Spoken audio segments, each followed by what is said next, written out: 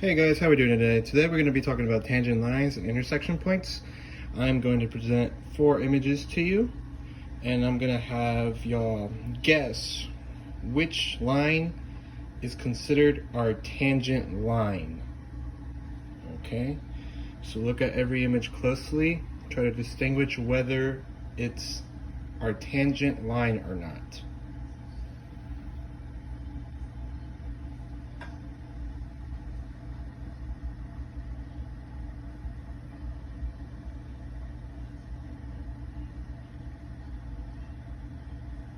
Okay.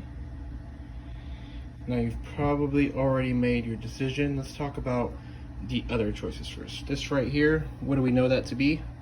That is our radius. This right here is considered a chord.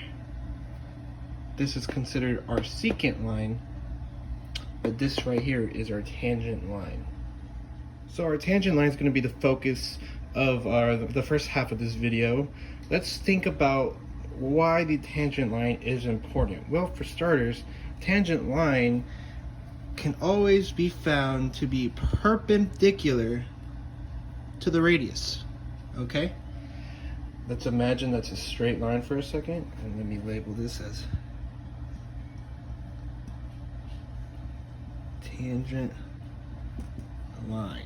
Okay? Follow along on your notes with me. Go ahead and draw the drawing with the line going right here, intersecting on a point on the circle with the radius being perpendicular. All right, now that you've done that, let's talk about what it means to be perpendicular. We discussed this in previous videos. When you're perpendicular, you always create a 90-degree angle. Whenever perpendicular lines on the intersection of perpendicular lines, you create a 90-degree angle. Okay, so far so good, right? Much of the problems you're going to be receiving in terms of tangent lines are going to ask you whether or not the line is tangent. For instance, you may get a question in terms of prove point A D is the tangent line, right? And how would we be able to prove that, right? How are we supposed to prove that? Okay, well, that's what the first half of the video is going to be about. How do we show that what we have is a tangent line? Okay, like I said, you should always have a 90-degree angle, right? So let's assume, let me erase this real quick, and let me go ahead and show y'all an example problem real quick. Okay, let me draw my circle. Say that's your radius right there.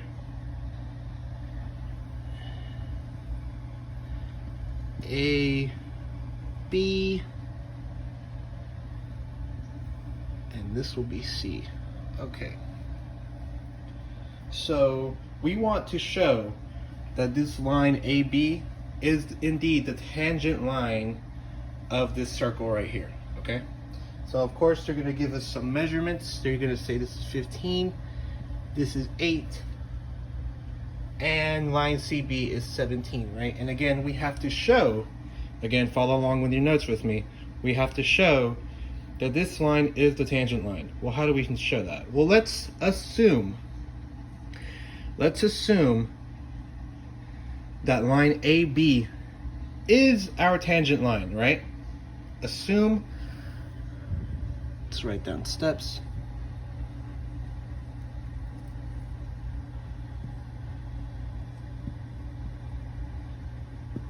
Is tangent.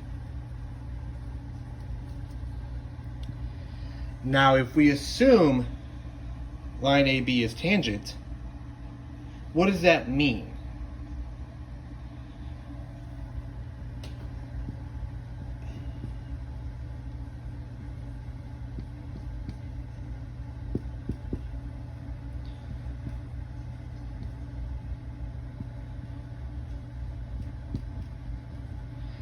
If the line is tangent, this should be then, sorry about that. If the line is tangent, then the line is perpendicular with the radius. Okay, remember this means perpendicular. This W with slash just means with. Then it's perpendicular with the radius. So if this is perpendicular with the radius, what is created? We discussed it earlier. A 90-degree angle is created. Since a 90-degree angle is created, again, this is all under the assumption that AB is tangent, okay? So, if AB is tangent, this is a 90-degree angle, how can we show that this right triangle, because as you can see, this creates a right triangle, how can we show that this right triangle is possible? In other words, how can we confirm that this indeed is a right triangle with these measurements? Pythagorean theorem, right?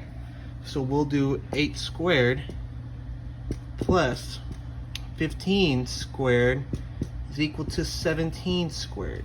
And that's when you'll get your calculator out. You'll do 8 squared plus 15 squared. And then we'll check to see if that equals to 17 squared. And yes, it is. This is a possible right triangle, which means AB is tangent.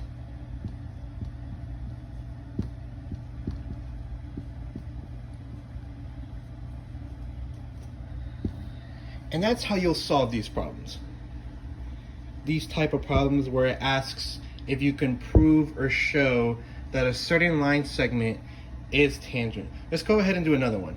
Okay, here's another example where it's asking you to find whether this is a tangent line or not. So let's begin with what we have. We have a radius of 11. The tangent line in question is 14. And then the hypotenuse of this right triangle, or what maybe is our right triangle, has a measurement of 5, but then the rest we don't know, we're not given, okay? So quickly, how can we brainstorm? How can we determine the rest of that length? How can we get the rest of the hypotenuse, essentially?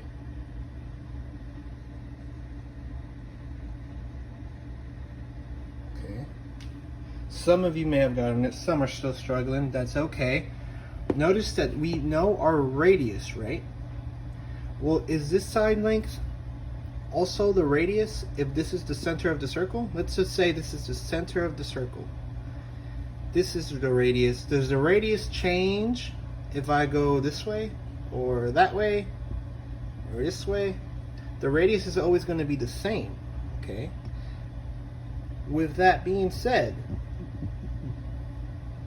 since the radius is always going to be the same, we know this side length is also the radius, and it's also 11.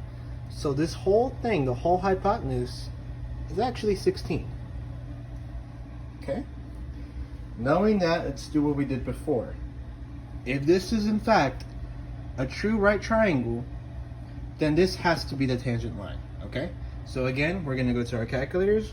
We're going to go 11 squared plus 14 squared is equal to 16 squared. Maybe. We don't know that yet. We got to check it.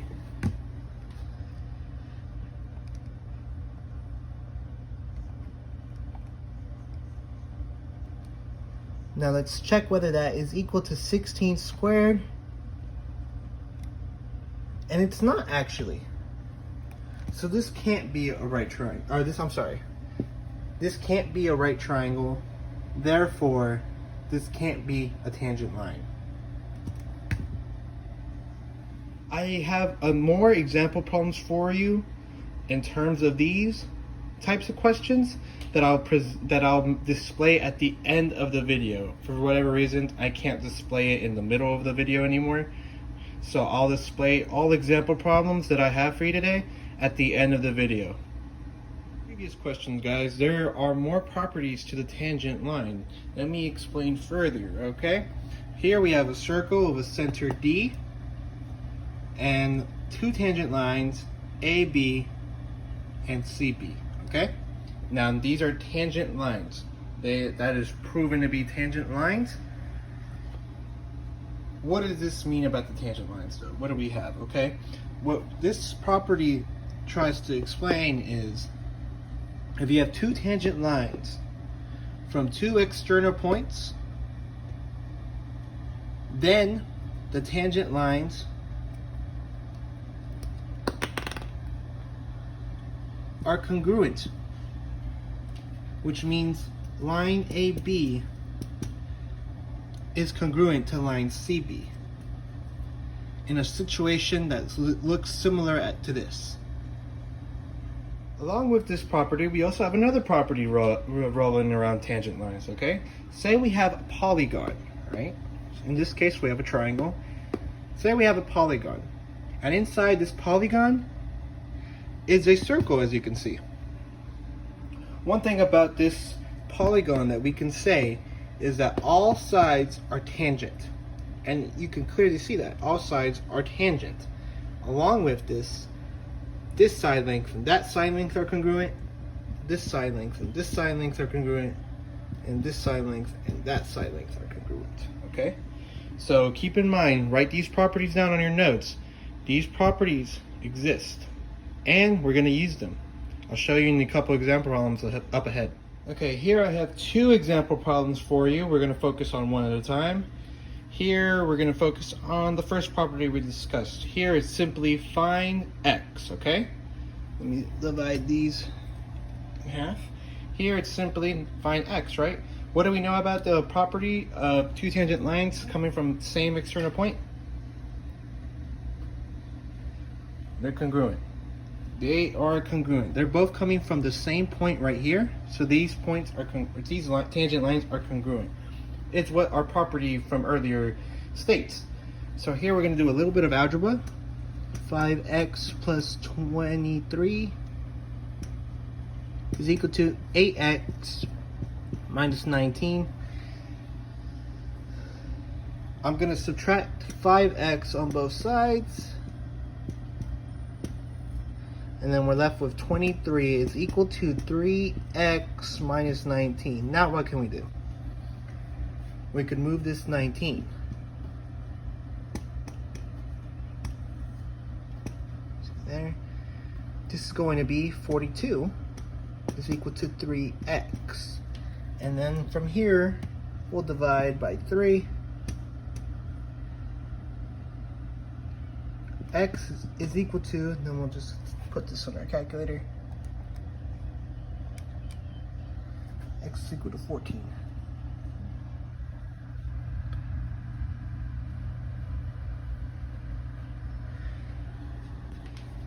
Not too bad, right? Here, we're going to be asked to find the perimeter of this polygon, okay? As discussed before, there are these the sides of the polygon are tangent lines, okay? And we kind of discussed it. This and this are congruent. This and this are congruent. Excuse me. And this and this are congruent, okay? So we're given exactly what we need, okay? We have 16 times 2 because there's two 16s here since these two are congruent, plus 9.5 times 2 because there's two 9.5s. And let's see if I can squeeze this in. 11 times 2 since there are two 11s, okay? And we're finding the perimeter, so we're just going to add all that up. 32,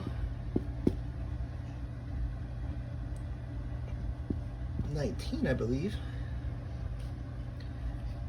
and 22. So then we'll do 32 plus 19 plus 22. That's 73. So the perimeter of our shape is 73. Okay, so that's how you tackle these two types of problems. Again, I have example problems for you that I'll add at the end of the video, so stay tuned for those, okay? Okay, y'all, so we talked about tangent lines a bit, right? Let me ask you a question. Regarding this tangent line right here, let's assume this is the tangent line to that circle. Where is the intersection point? Where is the intersection of that point? It's on the circle, right? Well, there's a bunch of lines that intersect anywhere on the circle, okay? So maybe there's an intersection point inside the circle, okay? Maybe there's an intersection point inside the circle. Maybe there's an intersection point on the circle like we discussed just now. And maybe, just maybe, there's an intersection point outside the circle. Okay? We're going to talk about these intersection points in more detail, okay? Starting with on the circle. Okay, let me explain real quick before I start. In a traditional classroom setting, I'd probably have you try a couple of example problems on your own. I'll do an example problem with you, and then have you do a couple of example problems on your own, and then we'll talk about the formula. However, since this is like a virtual class setting through video, I'm gonna go ahead and give you the formula and give y'all a couple of example problems to work on. Again, I'll attach the example problems at the end of the video. All right, so let's talk about this, right? So let's talk about what creates an intersection point on the circle, okay? Well, as you can probably see, two secant or chord lines do that for you, okay? Sorry, I was getting a little choked up. Two secant lines or two chord lines create an intersection point on the circle, which makes sense because those line segments are the only ones that go inside the circle, right? So let's talk about it. How can we find the measure of angle 1? Okay, well, we actually need the arc lengths of AD, excuse me, sorry about that, butchered it a bit. We'll actually need the arc lengths of AD and the arc lengths of BC. Okay? Notice that the angle 1, we need the arc lengths that are I don't want to say adjacent, that are opposite from my angle 1, okay? I need this arc length here, and I need that arc length there, okay? And this is actually the formula to find the measure of angle 1. We're going to have a half times the measure of the arc length AD plus the measure, let's see if I can fit it in there, the measure of arc length BC, okay? And then that's the parentheses, okay? That's what we'll need to find the measure of angle 1. Again, you'll need the arc lengths that are across from angle 1 to find it. Now, what do you think we're going to need for angle 2? Similarly, we'll need the measure of arcs of DC and AB. Okay? Because those arc lengths are the ones opposite from my angle 2. So my formula for angle 2 is going to look like this. Half, same as before, it's going to be half, times the measure of angle AB, I'm sorry, angle arc I meant, plus the measure of arc DC. And those are going to be our formulas. And I'm going to go over an example problem with you in just a bit. Okay, we can see here that we are looking for the measure of the angle AED, which is right here. We're looking for this measure of angle right here. And we're given everything we really need, actually. We're given the arc length of AD and the arc length of BC, which is the ones we need, since these arc lengths are the ones across the angle we're looking for, okay? So, similar to our formula, to find this measurement, we're going to have a half times 45 degrees plus 109 degrees, okay? And that's actually going to be, let's see, 154? 154, and we're going to divide 154 by 2. First, let me make sure I'm right. 45 plus 109, 154 divided by 2 is 77. So the measure of angle AED is 77. Not too bad, right? There's a couple questions on that at the end of the video. Again, now we're going to move on to intersections that are on the circle, such as our tangent line. All right, this should look familiar. Intersections on the circle. Here is our tangent line, and here we have a line going through like that. It's not our radius. It looks like a secant line. So this type of intersection is mostly going to occur with a tangent and secant, or tangent and chord line. Okay, and we're going to go over the formulas on how to find measure of angle 1 and measure of angle 2, okay? And again, it's not as hard as you may think. We're still going to keep the same theme as multiplying with a half, all right? Going to keep the same thing, except it's going to be a little slightly easier because all I need, let's look at my angle 1. Let's look at the arc length that is adjacent to my angle 1, which was AB. That arc length is adjacent to my angle 1. So we're going to go here to our formula and say AB.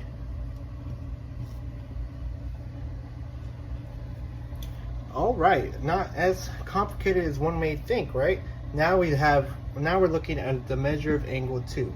So let's look at the arc length that is adjacent to angle 2. Well, that's ACB, which is the major arc created, okay? So we're gonna have 1 over 2 times the measure of angle ABC. I'm sorry, excuse me. Butchered that a bit. ACB, since the C's in the middle, okay? All right, and we're gonna go over an example problem. Give me 1 second.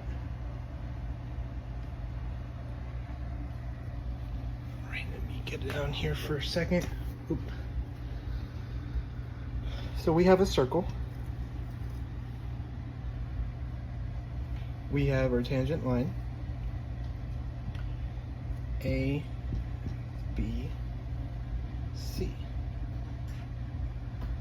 We also have a chord. That is not the diameter, by the way. That is a chord. Point D. Point E is right here, and we have 192 right here. So what this says is this arc is 192.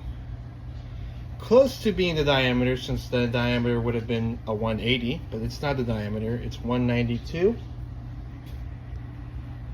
Now,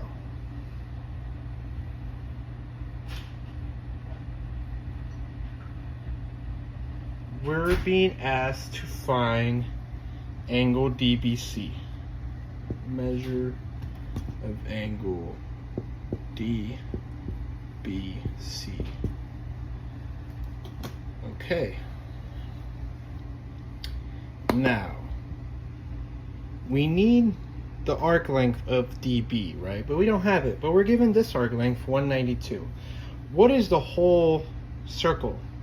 Our whole circle is going to be 360. So we subtract 360 minus 192. We're going to have 168. So this arc length is actually 168. So we're actually going to be multiplying 168 times 1/2. Otherwise known, we're going to be dividing 168 by 2. And that's going to be 84. Again, not that bad of a problem. We're given the formulas to solve them, so we should be just fine, all right? Okay, y'all, now we're going to be talking about external points. We talked about intersections that are on the circle, intersections that are in the circle. Now we're going to be talking about intersections that are outside the circle. However, this is where it gets a little more complicated. There's actually 3 types of external intersection points. We're going to go through them one by one, where each of them have their own separate formulas, okay? Again, don't freak out. We're going to be given formulas for these. In a regular class setting, I probably would have made you try to find them on your own by example problems. But because, again, this is virtually done, we're going to go, I'm going to go ahead and give you the formulas, and then we're going to try a couple of example problems. How's that sound? All right. So the first type of external points is 2 secant lines. As you can see, these 2 lines creating the external point are 2 secant lines. Okay, so we're gonna go ahead and label this this image a little more further. We'll call that A. We'll call this B. We'll call this C. We'll call this E. And then we'll call that D, okay? So again, this has a formula. We're trying to find the measure of the angle A, okay? And the formula here is, again, we're gonna have the same thing of multiplying by 1/2 in the very beginning, and then we're gonna have measure of arc length, CE, minus the measure of arc length, BD.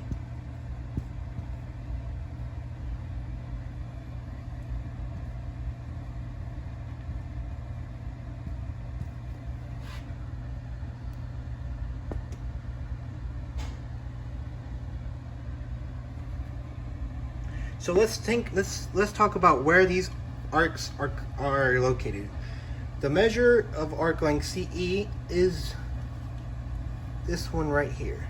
So we could think of it as, all right, the furthest arc length from measure angle A, okay? And the arc length BD is of course the one right here. So this is basically the biggest arc length you'll probably find, minus the smallest one. Okay, that's how you'll handle 2 secant lines, okay?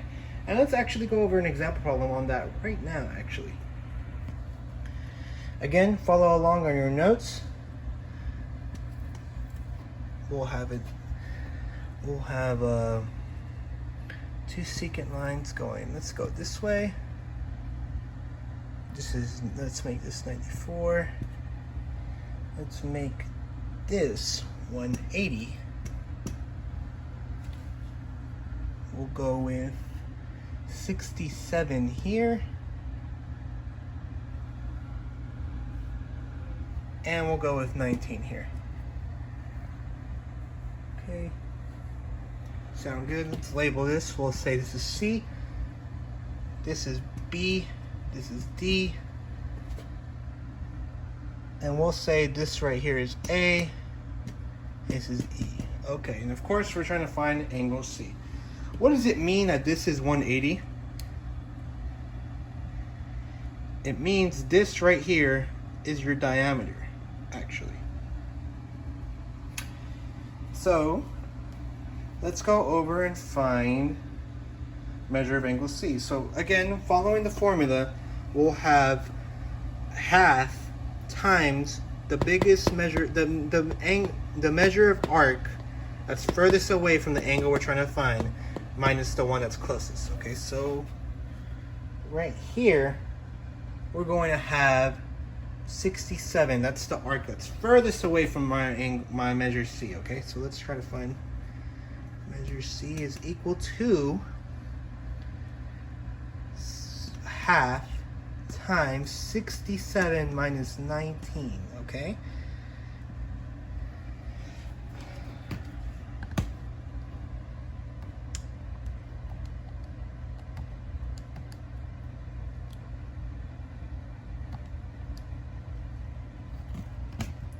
and we have 24. So 24 is the measure of angle for C. Okay, not too complicated if you have the formula, right? Okay, just try to, again, we're gonna have example problems on this at the end of the video, so you'll go ahead and have that opportunity to practice. Now let's talk about secant and tangent. As you can see, one line goes through the circle, the other one is a tangent line. And we discussed tangent lines in length, haven't we? So let's talk about how we would find this. Again, we'll label the display a little bit more. We'll say that's C. We'll say this is C, and that's D. Okay?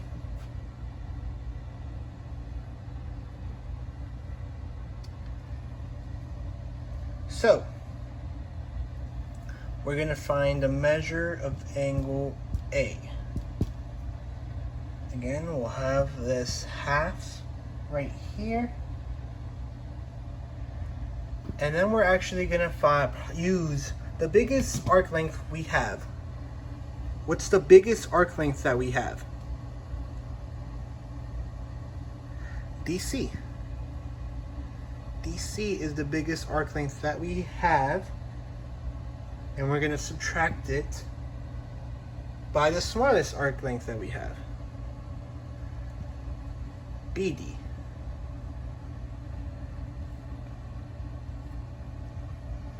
And I used a little bit of room for tangent. So let me divide that line right there. And that is the formula for secant and tangent. Let's go over an example problem.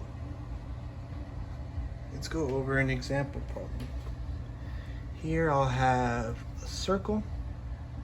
I'll have the tangent line going this way. I'll have the secant line going that way. We'll say this is 210. And then we'll say this right here is 62. Okay?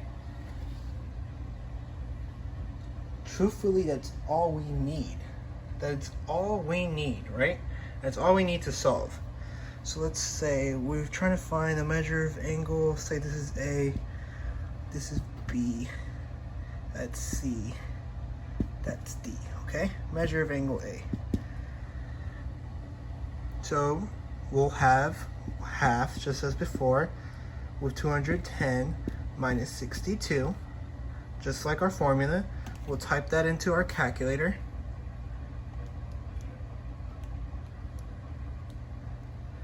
Which is 148. We'll divide that. 148 divided by 2 is 74.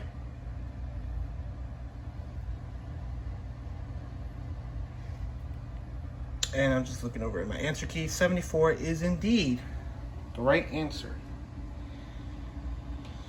Let me make a line right here, dividing the notes a little bit. I know it's getting a little bit overwhelming. Again, don't freak out about it. It's just I'm giving you the formula and we're doing an example problem together, okay? Last one, right?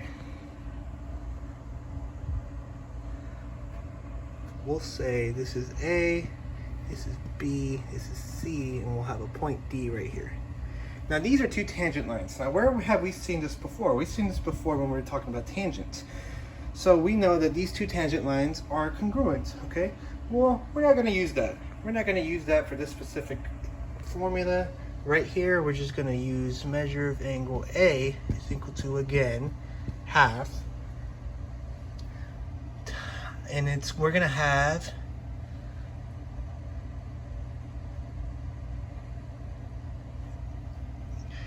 the arc length of BDC minus the arc length of BC. So again, it's staying with the routine of have the biggest arc length you can find and subtract the smallest arc length you can find. Okay? So here, we'll do yet another example problem, and this will be the last one of the day. Say we have this. Again, two tangent lines, correct? Keeping with the same theme that we all use the biggest arc length, which is 313, for this example problem, with the smallest arc length. And we'll subtract the 2 and divide it by 2.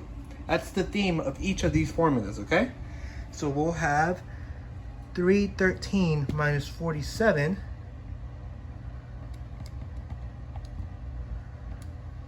which is 266, and we'll divide that by 2.